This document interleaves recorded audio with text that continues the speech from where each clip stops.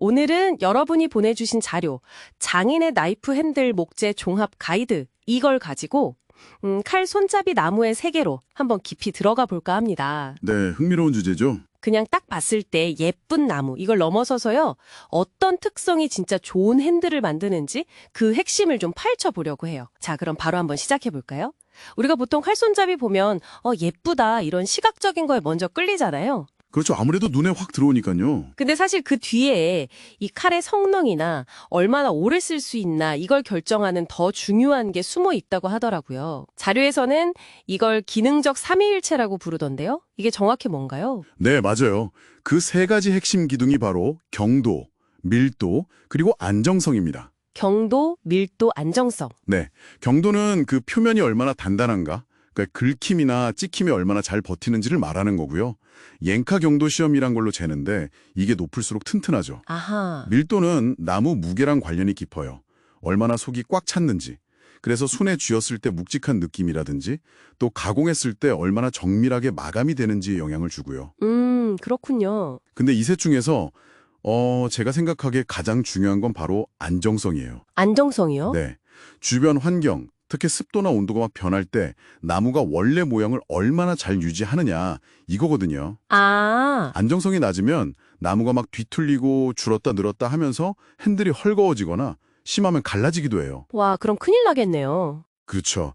특히 물 많이 쓰는 주방 칼 같은 경우에는 이 안정성이 정말 핸들 수명을 좌우한다고 봐야죠. 확실히 그렇겠네요. 물을 계속 쓰니까요.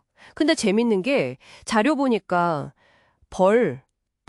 이난 컬리 무늬처럼 되게 화려한 나무 있잖아요. 네네. 아주 멋있죠. 그런 게 오히려 구조적으로는 좀 불안정할 수 있다 이런 얘기가 있더라고요. 정확히 보셨어요.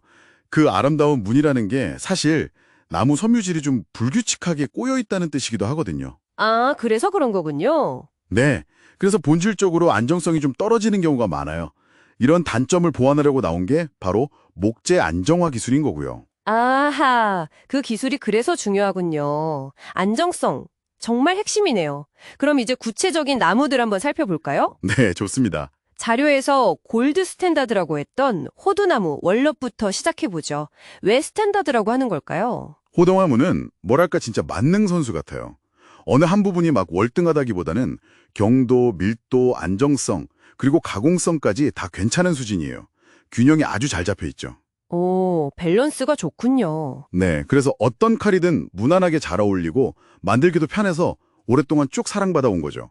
뭐랄까, 큰 실패 없이 가고 싶다면 가장 믿을 만한 선택지라고 할 수 있습니다. 안정적인 매력이 있네요. 근데 반대로 올리브 나무는 정말, 와, 시각적으로 엄청 강렬하던데요? 지중해 느낌? 올리브나무요. 그렇죠. 정말 독특해요. 그 물결 치는 듯한 무늬는 진짜 예술 작품 같죠. 네네. 근데 그 무늬만큼이나 나무 결도 엄청 불규칙해요. 그래서 좋은 핸들감을 얻으려면 원목 고르는 것부터 가공하는 데까지 장인의 눈이랑 기술이 꽤 필요합니다. 아, 까다롭군요. 네, 나무 자체에 오일이 많아서 기본적인 방수성은 좋은 편인데 구조적인 안정성만 보면 호두나무보다는 조금 신경 쓸 부분이 있을 수 있어요. 확실히 개성이 센 나무네요.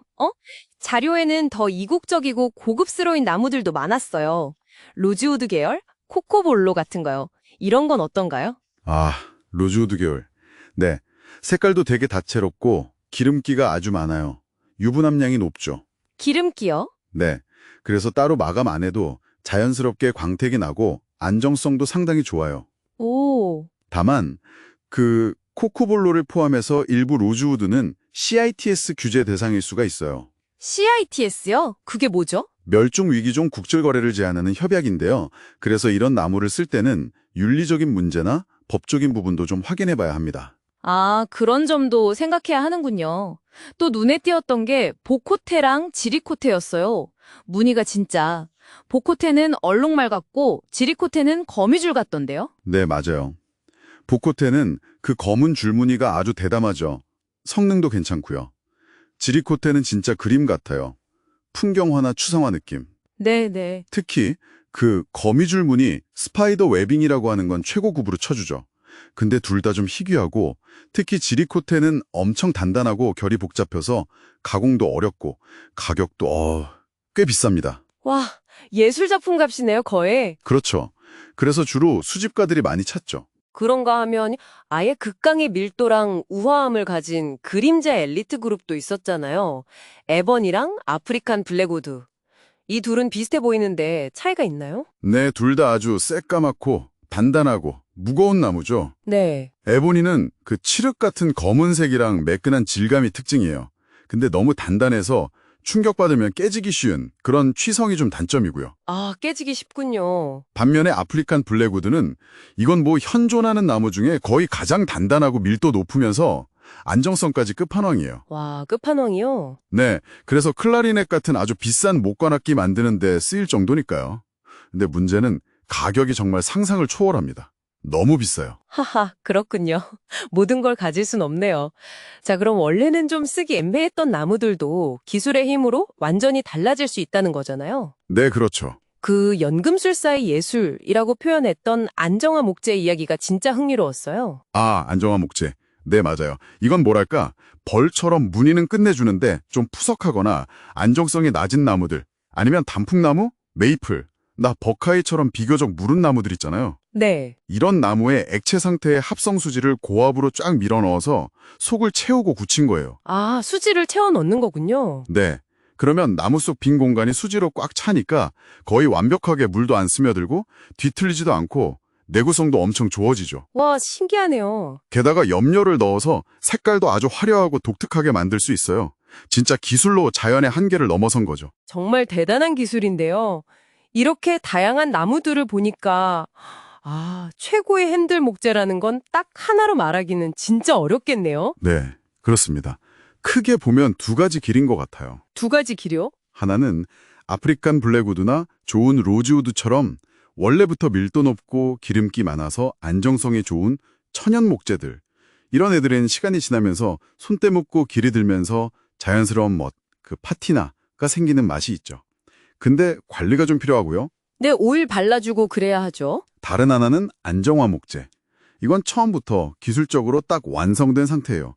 유지보수 거의 필요 없고 어떤 환경에서도 변함없는 성능과 외관을 보여주죠. 기능적인 예술품이라고나 할까요?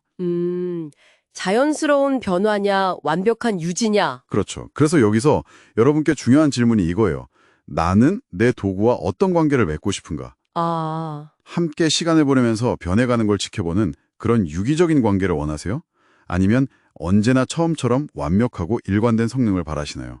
이 질문의 답을 찾아보면 나한테 맞는 핸들 목재가 보일 겁니다. 와, 정말 좋은 질문인데요. 단순히 스펙만 볼 게 아니라 내가 칼을 어떻게 쓰고 뭘 중요하게 여기는지 이걸 생각해야겠네요. 맞습니다.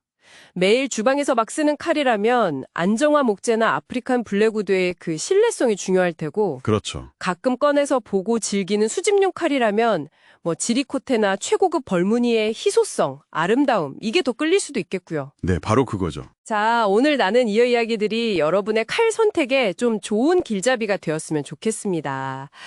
칼 손잡이 나무를 고르는 건 단순히 재료 특성 따지는 걸 넘어서 나의 사용 방식, 미적 취향, 그리고 도구와의 관계 설정까지 다 담겨 있는 아주 개인적인 여정이라는 걸 기억하시면 좋겠어요. 네.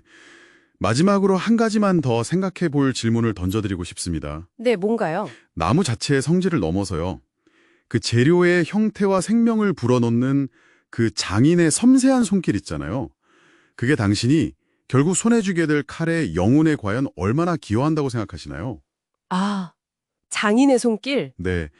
다음에 아름다운 나무 핸들을 딱 보게 되면 그 안에 담긴 눈에 보이지 않는 가치에 대해서도 한 번쯤 생각해 보시면 어떨까 합니다.